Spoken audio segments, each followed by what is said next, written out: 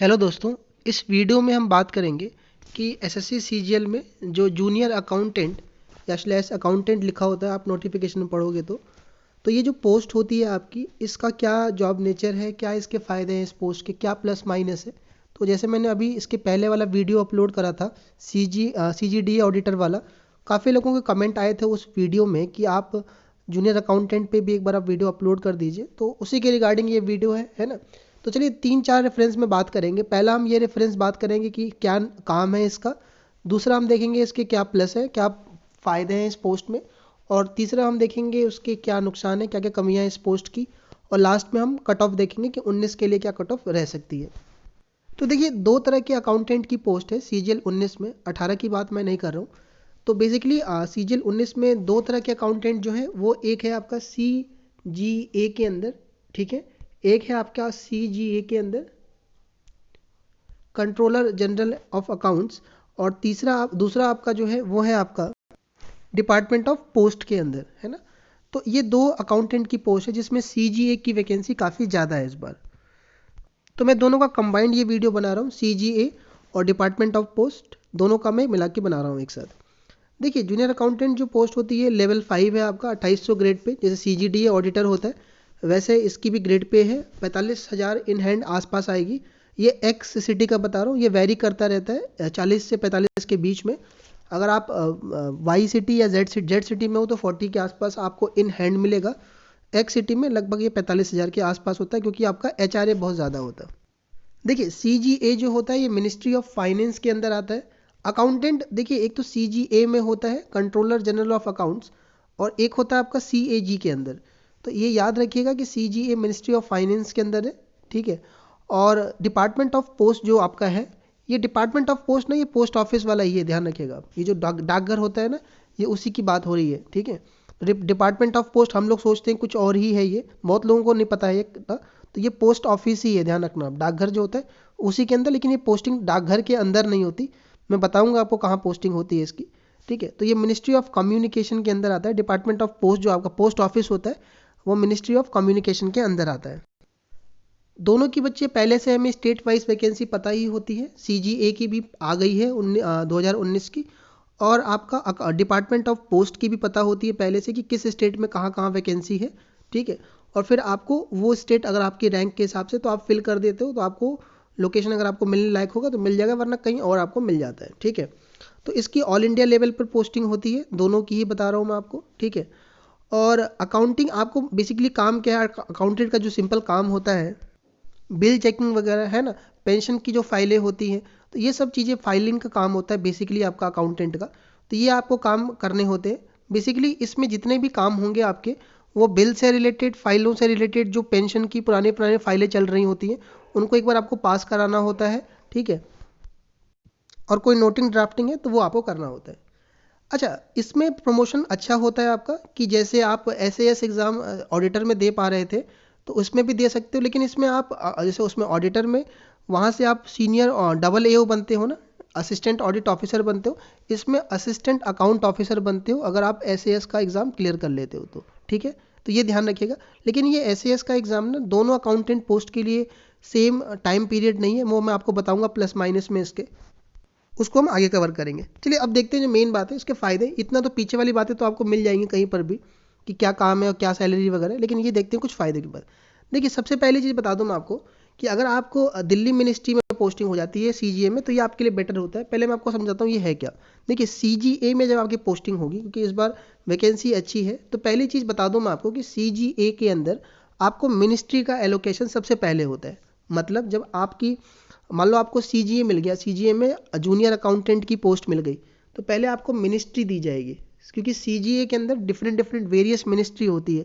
जैसे ministry of mines हो गया, सीबीडीटी हो गई, ये सारी मिनिस्ट्री ऑफ एक्सटर्नल अफेयर्स हो गया, सीआईएसएफ हो गया। पहले आपको मंत्रालय दिया जाता है, ठीक है। उसके बाद उस मिनिस्ट्री की सीजीए की पोस्टिंग कहाँ कहाँ है, उस हिसाब से आपको पोस्टिंग मिलेगी। यानी पहले आपको मंत्रालय एलोकेट किया जाता है, और उसके बाद आपको स्टेट का प्रेफरेंस दिया जाता है भरने के लिए कि आप कहाँ पर चाहते हो, ये होता है। तो अगर आपको दिल्ली में मिल गई, ठीक है, तो आपके लिए बेटर होता है, क्योंकि दिल्ली पोस्टिंग सभी के लिए होता है। तो ये एक इसका फ़ायदा है CGA में। और वैकेंसी ज़्यादा होती है तो दिल्ली के पोस्टिंग के दिल्ली सीट होने के चांसेस ज़्यादा होते हैं। 16 में काफ़ी लोगों की पोस्टिंग दिल्ली में ही हुई थी।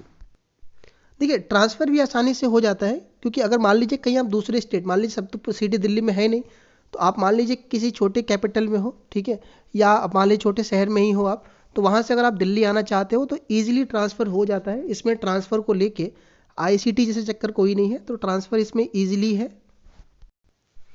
3 साल की सर्विस पूरी करने के बाद, ठीक है, अच्छा मैं ये CGA के लिए बता रहा हूँ, ध्यान रखिएगा आप, ठीक है। 3 साल की सर्विस के बाद SAS का एग्ज़ाम के लिए आप क्वालिफाई हो जाते हो। तो SAS में वही 9 पेपर जो मैंने बताया था, अब ऑब्जेक्टिव हो गया, पहले डिस्क्रिप्टिव हुआ करता था SAS वाला पेपर, तो अब ये ऑब्जेक्टिव हो गया, पैटर्न चेंज किया है लास्ट ईयर से। तो इसको देख करके आप 4800 ग्रेड पे की असिस्टेंट अकाउंट ऑफिसर, इसमें असिस्टेंट अकाउंट ऑफिसर बनते हैं, 4800 ग्रेड पे वाली जॉब होती है, और वो आप पा सकते हो। तो काफ़ी अच्छा है, प्रमोशन आपका काफ़ी जल्दी हो सकता है, आप AA की पोस्ट तक जल्दी पहुंच सकते हो। बच्चे ये जो AA वाला जो मैं क्राइटेरिया बताया हूँ आपको 3 साल वाला, ये आपका डिपार्टमेंट ऑफ पोस्ट में, मेरा एक दोस्त है, तो जहाँ तक उसने मुझे बताया कि उनके ऑफिस में ये मतलब डिपार्टमेंट ऑफ पोस्ट में, वो भी जूनियर अकाउंटेंट है, 17 से लगाया वो, तो उनके में ऐसा नहीं है, शायद उनके में 6 साल का क्राइटेरिया है, ठीक है। मैं एक बार फिर कंफर्म कराऊंगा इसको, ठीक है, किसी वीडियो में अलग से डाल दूंगा। लेकिन जहाँ तक मुझे याद है, उसने मुझसे बात करी थी जब 17 की पोस्टिंग के बाद, तो उसने मुझे यही बताया था कि उसके ऑफिस में, मतलब उनके मंत्रालय में ये जो सिस्टम है, ये 6 साल का है प्रोसेस, कि 6 साल के बाद आप SAS के लिए आप क्वालिफाई होते हो। चलिए कोई नहीं।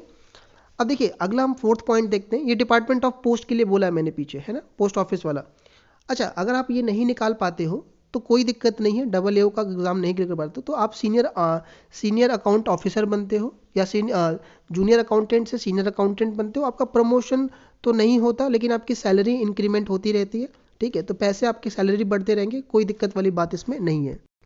मैंने आपको जैसे बताया पहले कि इसमें ऑल इंडिया वैकेंसी होती है, जैसे मंत्रालय भी आपको CGA में मिल गए, तो मिनिस्ट्री के भी डिफरेंट स्टेट में अलग अलग ऑफिसेस होते हैं। पब्लिक अकाउंट ऑफिस होता है, PAO कहा जाता है, वहाँ पर आपकी पोस्टिंग होती है बेसिकली।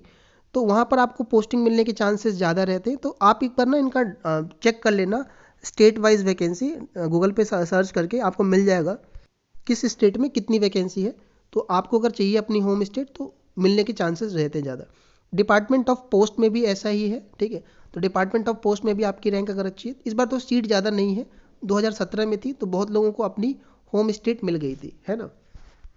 अगर मिनिस्ट्री में मान लीजिए आप CGA में आपको अगर MEA वाला मिल जाता है, मिनिस्ट्री ऑफ एक्सटर्नल अफेयर्स, तो इसके ये भी बेनिफिट है कि आपको फॉरेन पोस्टिंग, जैसे आपको पता ही कि MEA में 3 या 4 साल के बाद आपसे पूछा जाता है कि आप फॉरेन पोस्टिंग चाहते हैं, तो बहुत लोग चाहते हैं, सब लोग इसके लिए लगे होते हैं, ठीक है।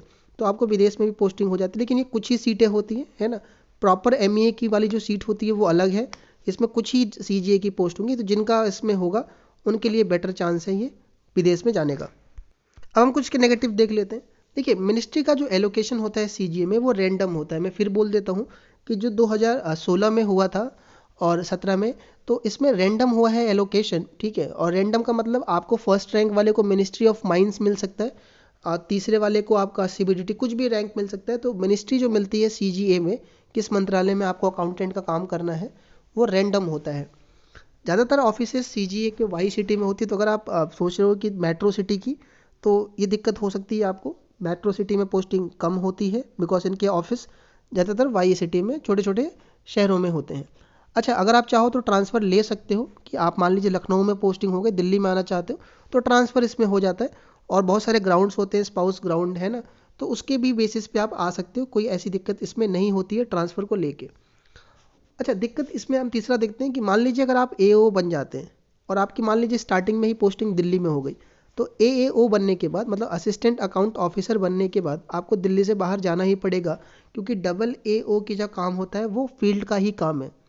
तो फिर दिल्ली से बाहर जाना पड़ सकता है। ऐसे में लोग क्या करते हैं ना, कि प्रमोशन ही नहीं लेते, अकाउंटेंट की पोस्ट पर ही बने रहते, अकाउंटेंट से सीनियर अकाउंटेंट बन जाते हैं, लेकिन प्रमोशन नहीं लेते, क्योंकि उनको लोकेशन चेंज करना पड़ेगा। तो ये भी आप सोच सकते हो इस बारे में। कुछ मिनिस्ट्री हैं जिसमें वर्कलोड बहुत ज़्यादा होता है, CISF हो गया आपका, फिर MEA हो गया, मिनिस्ट्री ऑफ एक्सटर्नल अफेयर्स। तो इनमें क्या होता है ना, वर्कलोड ज़्यादा होता है, क्योंकि इनकी फाइलें बहुत सारी, स्टाफ लोड, मतलब स्टाफ काफ़ी ज़्यादा है। CISF में हो गया, तो इनकी जो मतलब इनकी जो पूरी वो फाइलिंग वगैरह होती है, और जितने भी इनके वो हैं रिकॉर्ड्स है वो काफ़ी ज़्यादा होता है, तो काम ज़्यादा होता है इसमें। कई बार आपको वर्क की जो टाइमिंग होता है वर्क टाइम, उससे भी ज़्यादा आपको ऑफिस में रुकना पड़ सकता है। तो उस केस में अगर आप सोच रहे हो कि यूपीएससी वगैरह या फिर हम मंत्रालय ले लें, तो आपको दिक्कत हो सकती है तैयारी करने में, टाइम नहीं मिल पाएगा अगर वर्कलोड ज़्यादा होगा तो। ठीक है। अच्छा, डिपार्टमेंट ऑफ पोस्ट जो ये पोस्ट ऑफिस है ना, मैं बताऊं आपको, तो ये पोस्ट ऑफिस जो डाकघर है उसमें नहीं होते। डिपार्टमेंट ऑफ पोस्ट के कैपिटल में, राजधानी जैसे यूपी का लखनऊ में है, और हर स्टेट के कैपिटल में इसके ऑफिसेस होते हैं। और ये डिपार्टमेंट बेसिकली पेंशन से रिलेटेड और ये जितने भी अकाउंट्स के फाइल वाइल होती है ना लोगों की, वो देखती है। तो ये किसका देखता है? जैसे डिपार्टमेंट ऑफ पोस्ट में मेरा जो दोस्त बता रहा था, वो रेलवे के एम्प्लॉय जो होते हैं, जो रिटायर हो गए, उनकी जो पेंशन का रिकॉर्ड है ना, वो वहाँ पर उनका चेकिंग होता है।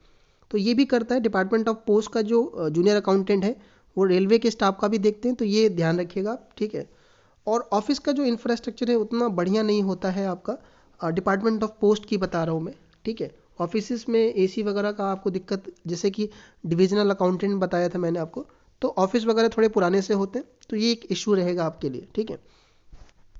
प्लस थोड़े से स्टाफ भी उस टाइप के होते हैं, पुराने टाइप के लोग होते हैं ज़्यादातर आपके स्टाफ उसमें, ऑफिस में। तो एक कोऑर्डिनेशन वाली भी दिक्कत आ जाती है ना, वर्किंग कल्चर वाला भी एक बात आ जाती है अकाउंटेंट वाली पोस्ट में, है ना। चलिए कोई बात नहीं है। अब हम देखते हैं कि क्या कट ऑफ रह सकती है एक्सपेक्टेड 19 के लिए। तो मेरे हिसाब से यार सीजीडीए ऑडिटर से भी कम जाएगी इसकी, बिकॉज सीजीडीए ऑडिटर की वैकेंसी कम है और इसकी सीटें ज़्यादा हैं आपकी। तो इस बार अकाउंटेंट की वैकेंसी हम कम देख सकते हैं सीजीडीए ऑडिटर से। तो अनरिजर्व के लिए 590 से 595 के आस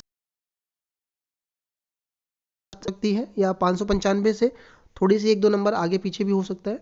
ओबीसी का 570 से 575, एससी 520 से 525, एसटी का 500 से 505 के बीच में रहेगा। आउट ऑफ 700 है, यानी टीयर 3 मिला के ये कट ऑफ है। ठीक है। तो मेरे हिसाब से इतना ही जा सकता है। बाकी इसमें जितनी भी काम की बातें थी जूनियर अकाउंटेंट की, मैंने आपको बता दी। आप इसको कहाँ रखने वाले हो कमेंट में लिख सकते हो। सीजीडीए ऑडिटर अगर आप ऊपर रखना चाहते हो वो भी लिख सकते हो।